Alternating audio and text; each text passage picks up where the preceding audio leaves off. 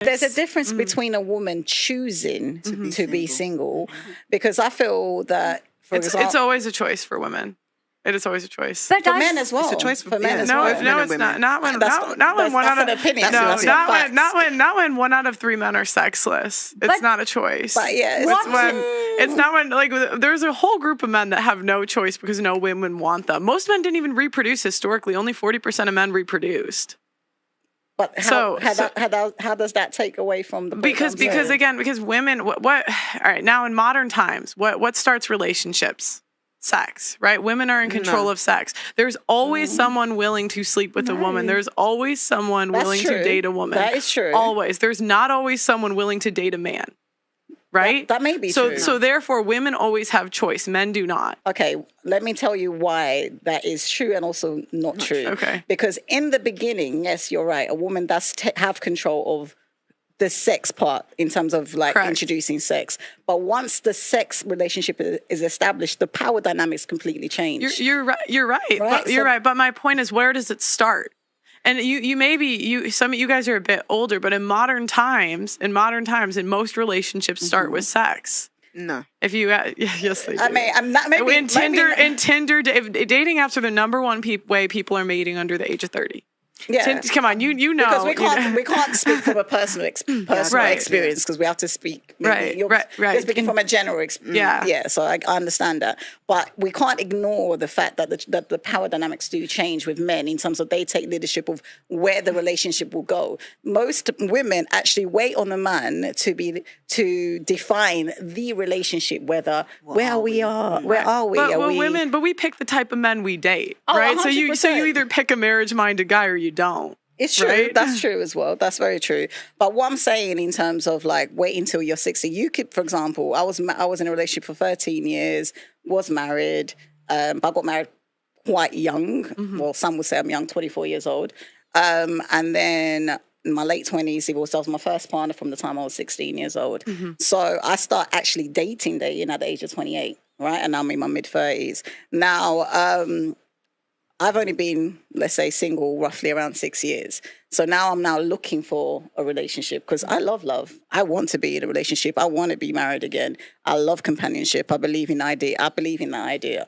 But I can find a partner and we may be married for like 20 years. So let's say 45, 55.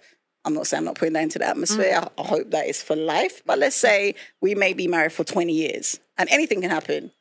It might be a loss. People lose, I lost my close friend, my best friend in January, and her partner now is a widow, for example. And he's only they're both in their mid-30s.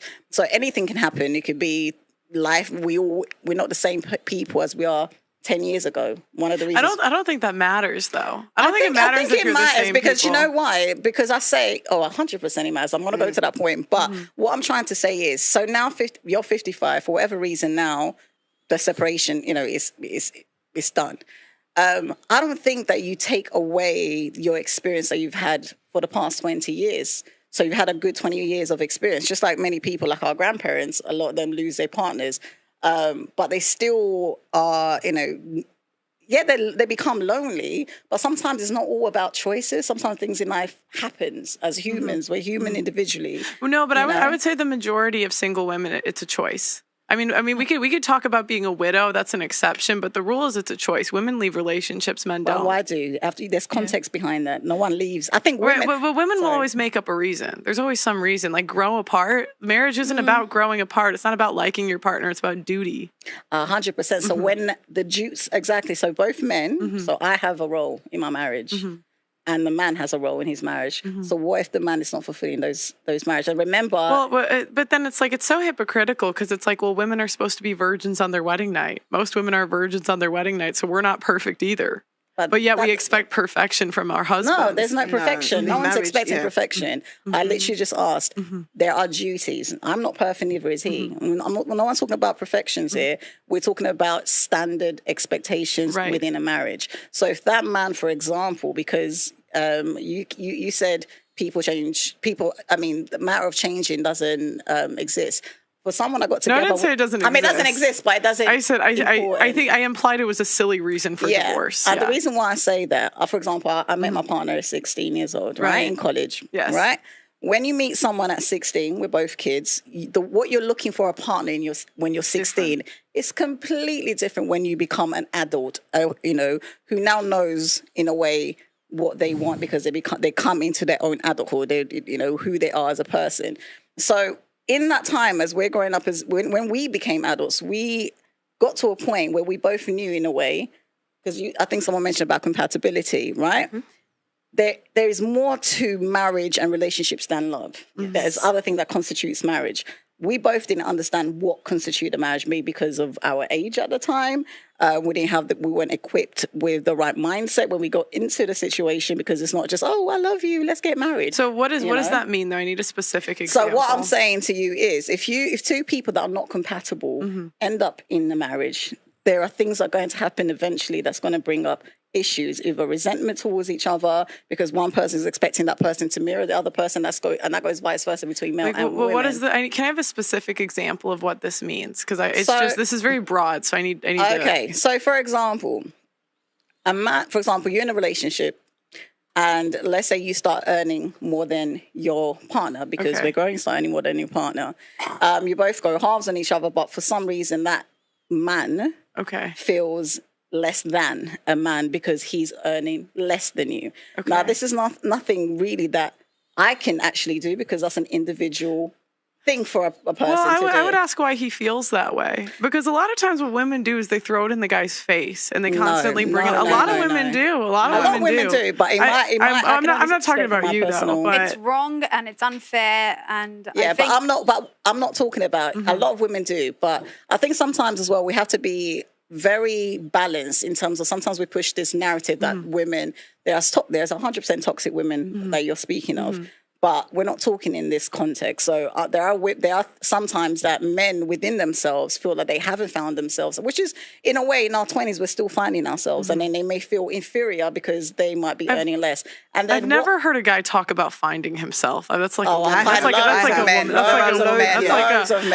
guys talk about maturing, but But that's maturing. It's finding development. Yourself. It's part of development. Yes. Typically, when men talk about finding themselves, it's because they've heard it a lot from women, and they know that is a language that works with women. But so most of the time, they're just lying to you because they want to get something from you. Can I interject? That's a language. Can I interject? Sorry. When you're talking about they've heard it from women, sometimes it's not. It could be various circumstances that come about that a man has to find himself. It could be, yes, he's come out of a relationship. It could be he's trying to find the right career path to go down. It could be from a religious perspective. He needs to look within himself to become this greater being. It's not just, I know we're putting a lot of things, it's the women, and not women throwing something in a man's face. So the reason we say it's the woman, because the data indicates that it is. But that's the data. The data has no context. So the data talks about who files for divorce. You can just look it up. But there's no context. There's no context to that. What do you mean there's no context? For example, what I'm saying to you is, you said statistics. Statistics might be in the Western world, because that's what I don't know. Yeah, UK and US. The UK and US. Okay.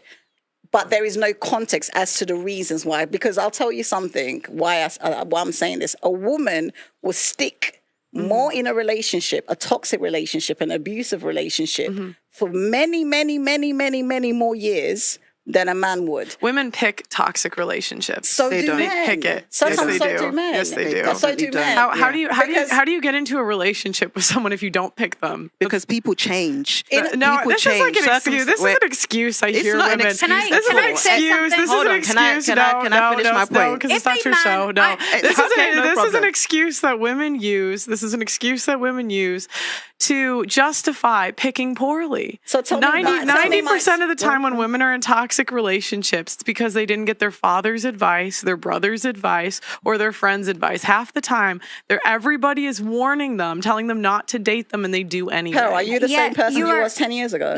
Am I the same person? The same person? I would say I have very similar traits than I did 10 years ago. I think that's bullshit. No